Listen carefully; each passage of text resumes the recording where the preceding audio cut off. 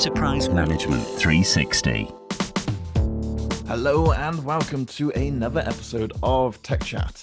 Now, today I'm being joined by Tim Westbrook, who is the director at Stone Group. So Tim, welcome to the show and thank you for joining me today. Thank you, Max. Thanks for having me. Very welcome. And Tim is joining us to talk about a new app that Stone Group has launched to help solve the IT industry's enormous e-waste challenge. And before we delve into that subject there, Tim, would you mind giving our listeners a bit of background and then we'll get started? Yeah, sure. So e-waste itself is the fastest growing stream of waste that is currently in play today. To put it in perspective, in 2019, there was 30 million metric tons of e-waste itself, which is completely undocumented. By 2030, there's forecast to be 70 million tons of e-waste. So it's something that typically hasn't really been addressed.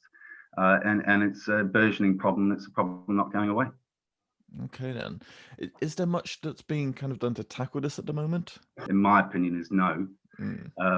When you have the increase that we're expecting, I mean, when I say 70 million tons, I'm talking the equivalent of over 7,000 Eiffel Towers of e-waste. Yeah. And there's a fundamental problem. And it's a problem that hasn't been addressed because from a channel perspective, you obviously have the manufacturers that are creating the product and doing a great job pushing technology forward.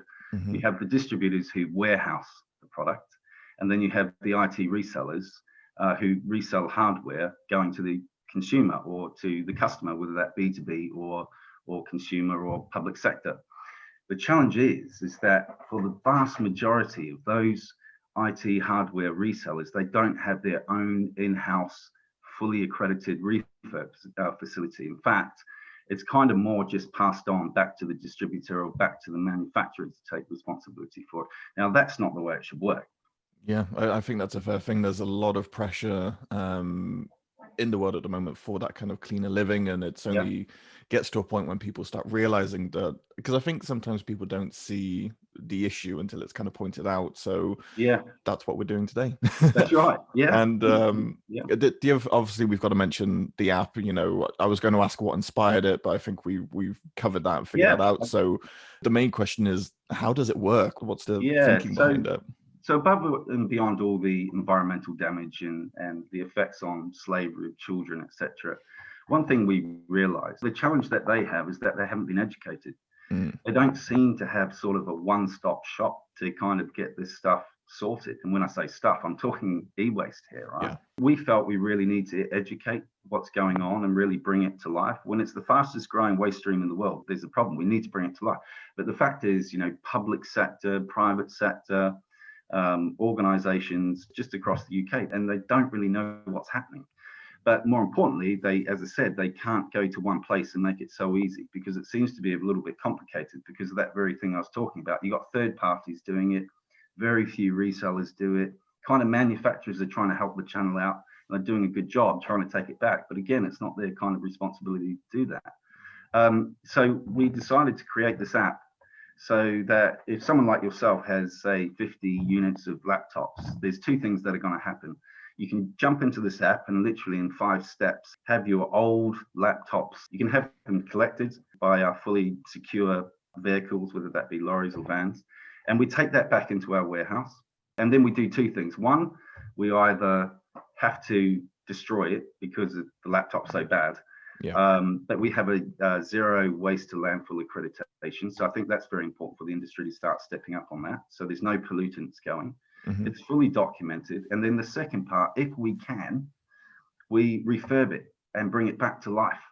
That means that we can present it back out to the market. So if, you know, schools or families with tighter budgets, they can get this virtually brand new laptop that you've sent back because you've done the right thing with e-waste.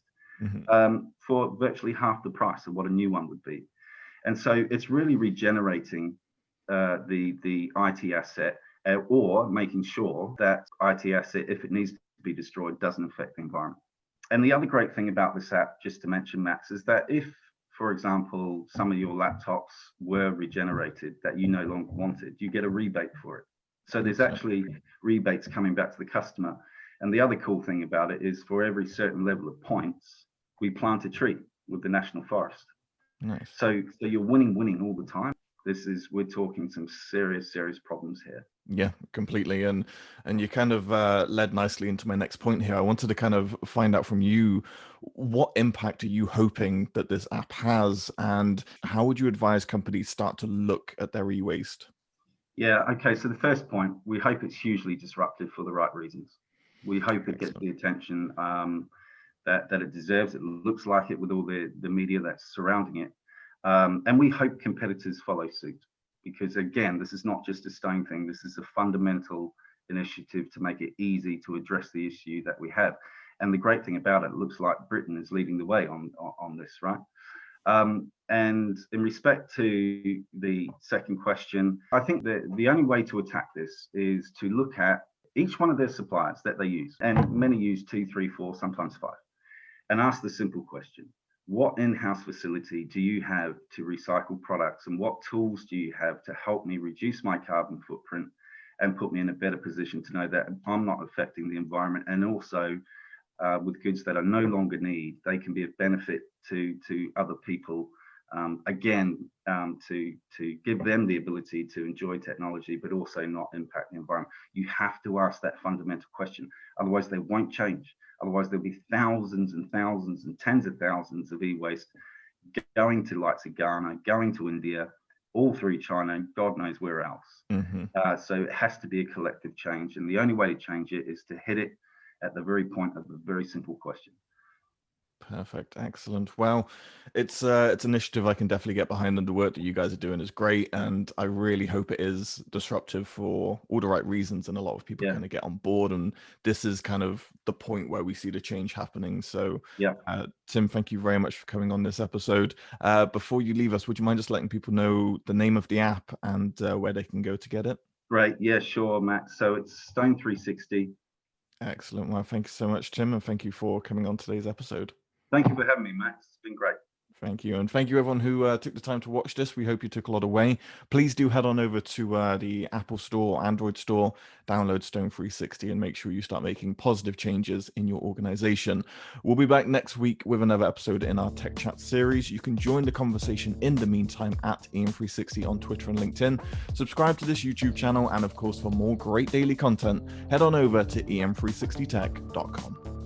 Now, just before you go, I wanted to let you know about 2 fantastic events. First, there is still time to catch the Customer Contact Week Europe, which is a virtual event ending on the 5th of November. It is the European flagship of the largest global customer contact event series, where you can hear from 80 expert speakers, get over 10 hours of networking, and 23 hours of learning. The next event is the Reuters Strategic Marketing USA, happening online from November 5th and 6th. Move beyond marketing and look at the future of brand, with 40 plus speakers, 50 on-demand sessions, and over 25 live sessions. You don't want to miss this event, so make sure you register now.